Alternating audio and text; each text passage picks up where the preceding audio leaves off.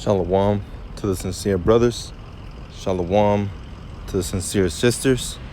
First off, I want to give all honor, glory, and praise to Yahweh, Bahasham Yahweh Shai, Bahasham Rakah HaKwadash, giving double honor to our apostles and elders of Great Millstone for teaching us this truth to rule well.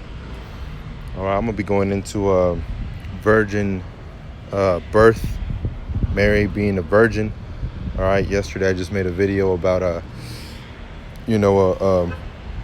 virgin, a woman that was a virgin that was taken by a man. All right, and if they were found together, the man had to pay how many shekels? I believe it was either 15 or 500 shekels of silver to the maid's father. But touching base on that, what is a virgin? All right, because the Old Testament, it has virgin written on there a couple times. All right, and well, really, virgin is written a bunch of times in the Old Testament, you see, but there's a difference between the virgins that you read and what they really mean or represent. All right, this is Genesis 24:16. And the damsel was very fair to look upon, a virgin, neither had any man known her. All right, I mentioned this yesterday in the video that I made, talking about the so-called rape doctrine. All right, which it's not a doctrine. All right, it's just clarification of what the scripture means. You see, but this is Genesis 24:16. And the damsel was very fair to look upon. Now, the servant of Isaac was sent, all right, by Abraham, to find a woman of close kindred, which is of the Syrian. All right, so when that word in what was it, Exodus, I believe, was it Exodus, where it says thou shalt not abhor an Edomite? All right, that word there is a clerical error, which should really say Syrian. All right, it should really say Syrian, because he is thy brother, because Isaac was married to Rebecca, which was a Syrian.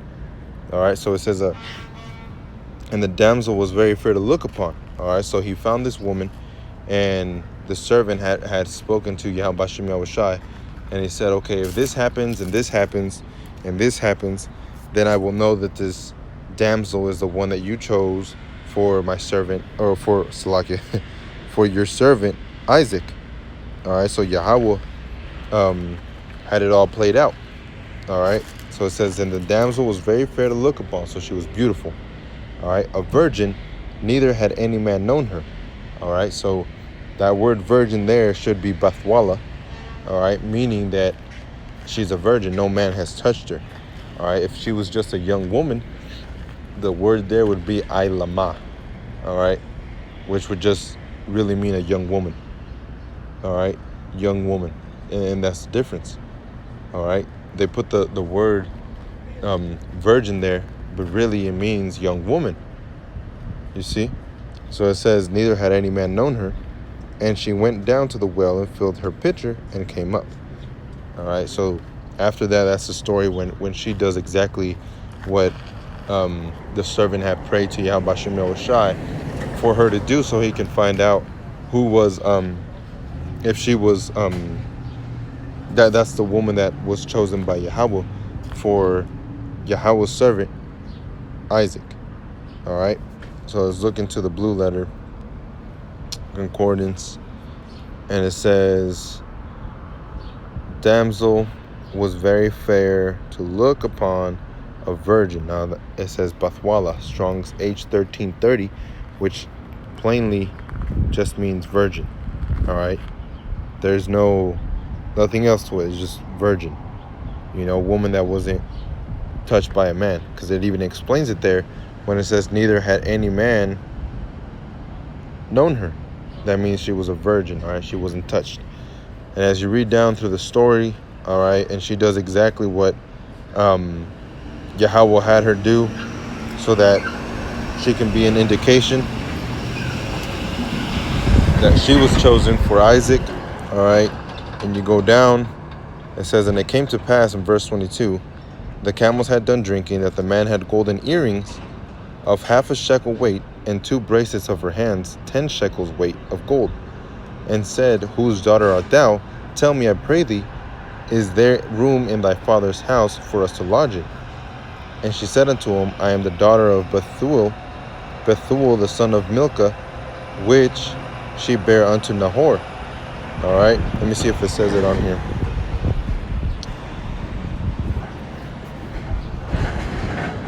Let me see. Town. It says destroyed Bethuel, the name of a nephew of Abraham, and of a place in Palestine. You see, so it's just really talking about, family. All right, in that scripture, thou shalt not abhor an Edomite. All right, because that word there really should be Arawam, or Aram, all right, which means Syrian, all right, because Edom means Adawam. It's Edomite. Edom means Adawam, which means red, and Adam is Adam. All right, so you can see where they confused it. All right, but it's basically family, you see. But it says that she moved, and she said, moreover unto him, we have both straw and provender enough, and room to lodge in. All right, so then he goes through all this, and they ask him, who he came under, or what name he came under, which was Isaac and Abraham. All right, and he explains to them what he had done, and how he prayed to Yahweh Shem Yahushai, and how Yahweh Shem Yahushai had Rebecca do everything that he had prayed for. All right, and he presented the jewel story that's basically the payment for her to be Isaac's woman. All right, so we jump down to verse 40. See right here, throughout 34 on down, he's explaining, all right, everything to the family. But it says, I will send an angel, prosper thy ways, kindred. It says, verse 41, then shalt thou be clear from this my oath, when thou comest to my kindred, and if they give not thee one, thou shalt be clear from my oath. All right, so that was the oath, you see, to go to the kindred. Again, back to the word Syrian, which is Arawam, or Aram. All right, Aram, which that word, the Ra and the Da are real similar. All right, so it was a clerical error. But it says,